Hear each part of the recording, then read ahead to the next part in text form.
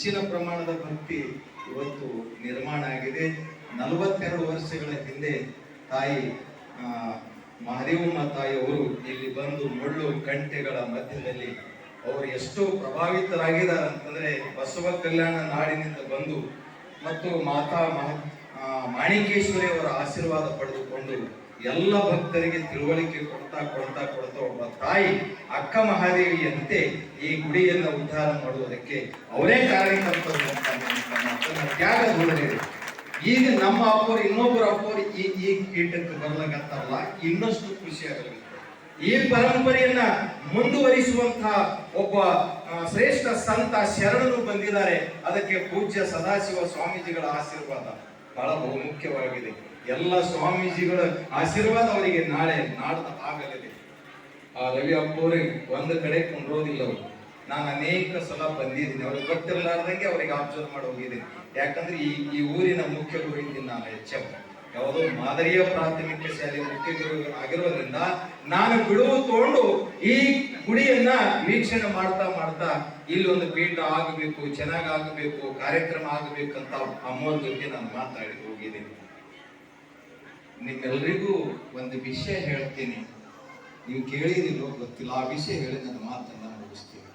ಆಗಲೇ ಗುಡಿ ಒಳಗೆ ಎಂಟ್ರಿ ಆಗ್ತಾ ಇದ್ದೆ, ಅಪ್ಪವ್ರ ಮಾತನ್ನ ಕೇಳಿದೆ. ಬಸವನ ಸಣ್ಣಾಗಿದ್ದಾಗ ಬಸವ ಅಂಗಳ ತುಂಬಾ ತೆಗ್ಗು ತೋಡ್ತಿದನಂತ. ಆ ತೆಗ್ಗು ತೋಡುವಂತ ಸಂದರ್ಭದಲ್ಲಿ ತಂದೆ ತಾಯಿ ಕೇಳ್ತಂತೆ, ಬಸವ ಅಷ್ಟೆಲ್ಲ ಯಾಕೆ ತೆಗ್ಗು ತೋಡು, ಒಂದೇ ಕಡೆ ತೆಗ್ಗು ತೋಡು, ಅಲ್ಲಿ ನೀರು ಬರ್ತಾವ ಅಂತ. ಬಸವ ಹೇಳ್ದ, ಅಪ್ಪರು ಹೇಳಿದ್ದೇನೆ, ನಾನು ಬಹಳ ಪ್ರಭಾವಿತನಾದೆ.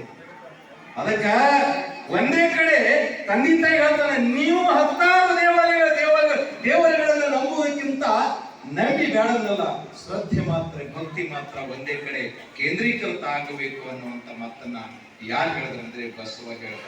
ನಮ್ಮ ಇಷ್ಟ ದೇವರನ್ನ ನಾವು ಪೂಜಿಸಬೇಕು, ಒಬ್ಬ ದೇವರನ್ನ ಅಂತ.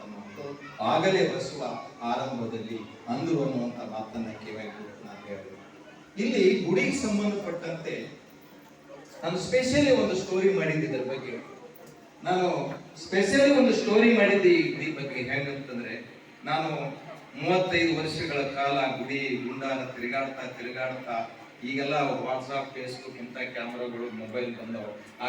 ಆವಾಗ ನಾನು MA MPhil ಮುಗಿಸ್ಕೊಂಡು ಅಪ್ಪೋರ ಸಂಸ್ಥೆ ಒಳಗೆ ನಪ್ಪತುಂಗ ಕಾಲೇಜಿನಲ್ಲಿ 10 ವರ್ಷ 400ದಾಗ ಪಗಾರದಾಗ ದುಡ್ಡು ಈ ಊರಿನೊಳಗೆ 50-60 ಸಾವಿರ ಪಗಾರನ್ನ ತೋಡು ಅಷ್ಟರ ಮಟ್ಟಿಗೆ ಬರ್ಲಿಕ್ಕೆ ಶಂಭುಲಿಂಗೇಶ್ವರ ಮತ್ತು ಕತ್ತಲಬಸವೇಶ್ವರ ದೇವರ ಆಶೀರ್ವಾದ ಅನ್ನುವಂಥದ್ದು ಈ ಮಾತನ್ನ ಹೇಳಿ, ಈ ಗುಡಿ ಯಾವಾಗ ಆರಂಭ ಆಯಿತು ಅನ್ನುವುದಕ್ಕೆ ನಾನು ಬರ್ತೀನಿ. ನೀವೆಲ್ಲ ಮುಂದೆ ಈ ಗುಡಿ ಸಂಸ್ಕೃತಿಯನ್ನ ನಮಗೆಲ್ಲ ಅನೇಕ ನ್ಯಾಯದಾನ, ರಾಜಕೀಯ, ಆಡಳಿತ, ಸಾಂಸ್ಕೃತಿಕ ಒಂದು ಕೇಂದ್ರ ಸ್ಥಾನ, ಒಂದು ವೈದ್ಯಕೀಯ ಕ್ಷೇತ್ರವು, ಡಾಕ್ಟರ್ ಆಗಿದ್ರು ಸಹಿತ ಇಲ್ಲೇ ಬಂದು ನ್ಯಾಯದಾನವನ್ನು ಸಹಿತ ರಾಜರು ನ್ಯಾಯದಾನವನ್ನು ಇಲ್ಲೇ ಈ ಪೀಠದಲ್ಲಿ ಮಾಡ್ತಿದ್ರು. ಇಂಥ ದೇವಾಲಯವು ಒಂದು ಕಾಲಕ್ಕೆ ಭವ್ಯವಾಗಿ ಮೆರೆದಂತ ದೇವಾಲಯ.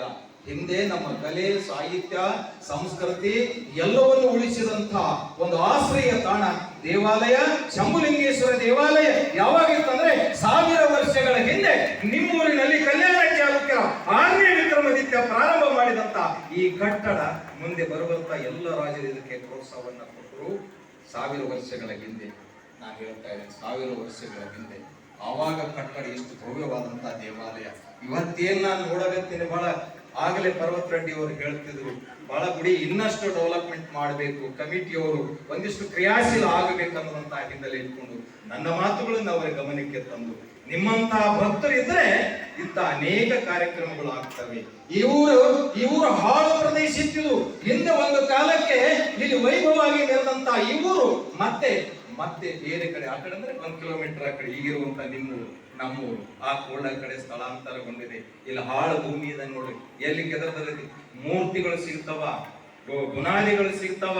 ಇತ್ತ ಗುಡಿಯ ಕಾಳಿಕಾ ದೇವಿಯ ಗುಡಿ ಹತ್ತಿರ, ಚೌಡಮ್ಮನ ಗುಡಿ ಹತ್ತಿರ ಇರುವಂತಹ ಅನೇಕ ಶಿಲ್ಪಗಳು ಬೌದ್ಧರ ಕಾಲಕ್ಕೂ ಇತಿಹಾಸ ಹೋಗ್ತದೆ. ಅಂಥ ಭವ್ಯವಾದಂತಹ ಇತಿಹಾಸ ಕೋರ್ಡ ಇತಿಹಾಸ ಅಂದ್ರೆ ಕರ್ನಾಟಕದ ಇತಿಹಾಸ.